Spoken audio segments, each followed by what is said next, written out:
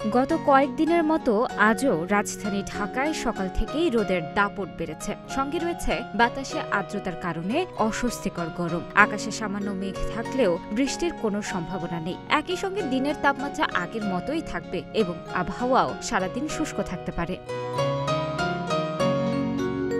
২০ October সোমবার বাংলাদেশ আবহাওয়া অধিদপ্তর ঢাকা ও পার্শ্ববর্তী এলাকার আবহাওয়ার পূর্বাভাসে এসব তথ্য জানিয়েছে। এতে বলা হয়েছে, আগামী ৬ ঘন্টার মধ্যে ঢাকার আকাশ অস্থায়ীভাবে আংশিক মেঘলা থাকতে পারে, তবে সামগ্রিকভাবে আবহাওয়া শুষ্ক থাকবে। এ সময় উত্তর ও উত্তর পশ্চিম দিক থেকে ঘন্টায় ৮ থেকে ১২ কিলোমিটার বেগে বাতাস প্রবাহিত হতে পারে। দিনের তাপমাত্রা অপরিবর্তিত থাকতে পারে।